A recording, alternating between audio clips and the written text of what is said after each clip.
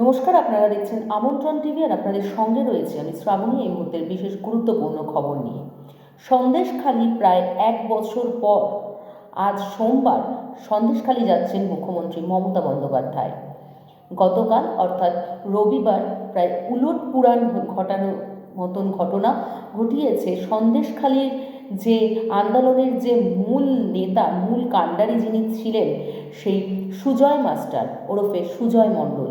তিনি কিন্তু গত রবিবার অর্থাৎ আগামীকাল রবিবার দিনকে সন্দেশখালির 2 নম্বর তৃণমূল ব্লকের যে 2 নম্বর ব্লকের যে তৃণমূলের পার্টি অফিস আছে সেইখানে গিয়ে তিনি কিন্তু নিজেকে তৃণমূলের আবার যুক্ত করলেন, তৃণমূলের সাথে নিজেকে আবার যুক্ত করলেন, অর্থাৎ তৃণমূল দলে তিনি যোগ দিলেন।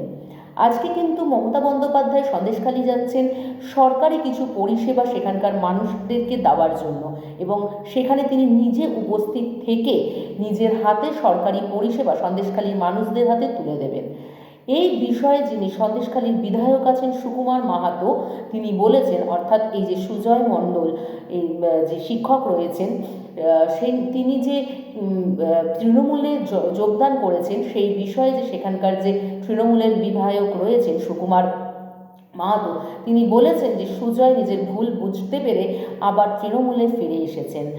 এই পরিপ্রেক্ষিতে কিন্তু সুজয় মণ্ডল জানিয়েছেন যে তিনি কিন্তু বরাবরই প্রধানত এবং প্রথমত তৃণমূলকেই ভালোবাসতেন এবং তৃণমূল দলটি তিনি করতেন, কিন্তু মাঝখানে কিছু কার্যকলাপ, কিছু ব্যক্তিদের কার্যকলাপ, যেরকম শেখ শাহজাহান এর মতন যারা লোক রয়েছেন আরও, তাদের যে সমস্ত কার্যকলাপ, সেই কার্যকলাপগুলোকে কিন্তু তিনি সমর্থন করেনি। অর্থাৎ তৃণমূল দলের যে সুযোগ সুবিধাগুলোকে নিয়ে তারা যে তৃণমূলের দলের যে একটা ক্ষতি করে চলেছেন বা তৃণমূলের নামে অপপ্রচার করে চলেছিলেন, সেই সমস্ত কার্যকলাপগুলোকে কিন্তু তিনি একেবারেই মেনে নিতে পারেননি। তাই জন্যই কিন্তু তিনি নিজেকে তৃণমূলের থেকে গুটিয়ে নিয়েছিলেন এবং তাদের যে বিরুদ্ধে, অর্থাৎ এই শেখ শাহজাহানের মতন আরও যারা রয়েছেন তাদের বিরুদ্ধে কিন্তু তিনি আন্দোলন করেছিলেন। অর্থাৎ তার মূল আন্দোলনটা ছিল তৃণমূল দলের বিরুদ্ধে নয়, তৃণমূল দলের যে গুটি কয়েক লোক রয়েছে তারা তৃণমূলের সাথে থেকে